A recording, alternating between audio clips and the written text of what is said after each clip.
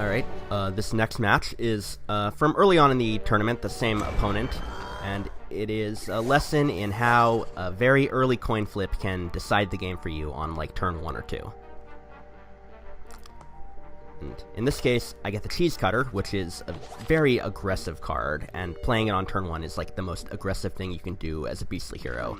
And I'm making a gamble saying my opponent does not have a way to stop this on this turn. And, like, if my... Yeah, see, the superpower they had to start out with was the summon 2/1/1s, and neither of them hit the lane with the Cheese Cutter, so I'm able to start getting value off that. If that had been, like, the bounce a zombie from the field super, or the 2-do damage and summon a poison mushroom, then I would have been in a lot of trouble, but it wasn't, so I lucked out, and I'm able to pull ahead, and I get a second Cheese Cutter off of that, and this is a lot to deal with, especially a Cheese Cutter that's free. You're also trying to dodge Banana Bomb and, you know, pretty much a blocker. You know, there's plenty of random creatures that could have been able to run interference, but they just chose not to. Or rather, they didn't have one. And on top of that, my opponent plays a berry, and my Squirrel Herder eats it. Yeah, so that's, like... super blowout. Yeah, you're like, totally in the driver's seat by this point.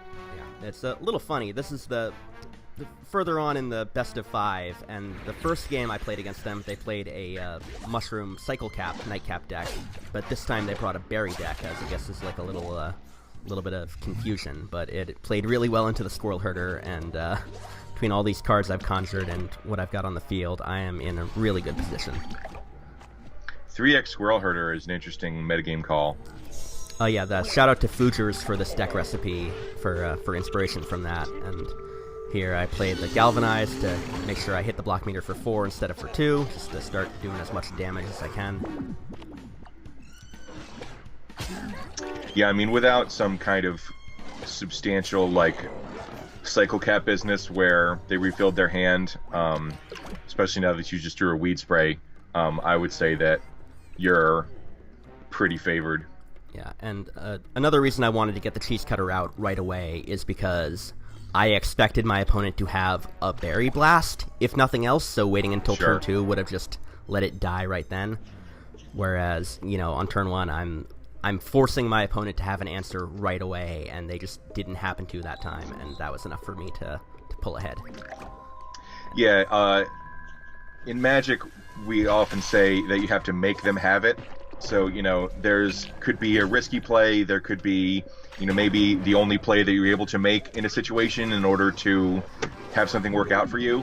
But, like, if they have X, then you're just going to lose. Like, well, you have to make them have it. You can't just, like, assume that something isn't going to work because it's risky. You took a risk, you took a calculated risk, and it worked out for you. Yeah, you can't play around everything with each turn. Otherwise, you're just going to be so defensive that you'll lose eventually anyways. You gotta be the aggressor sometimes if you want to win. And especially with a card like Cheese Cutter that goes down substantially in value the longer the game goes. Right.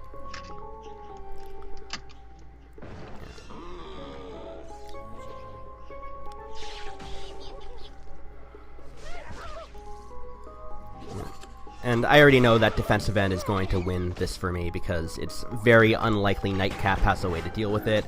And we've got the Give a Thing Frenzy superpower in our back pocket, so next turn we can just have that plow through whichever blocker they set up.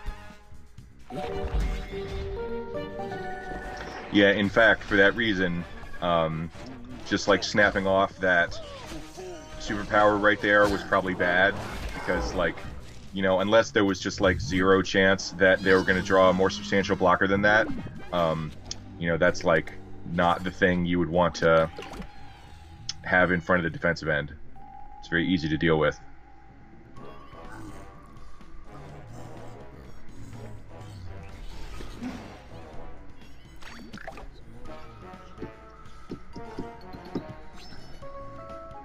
Yep. Too little, too late. Even with the exploding fruitcake given double pepper MDs, it's not enough to save our opponent this time. Yeah, Pear Paradise is definitely not the kind of thing that gets you out of being at 6 life on turn 7.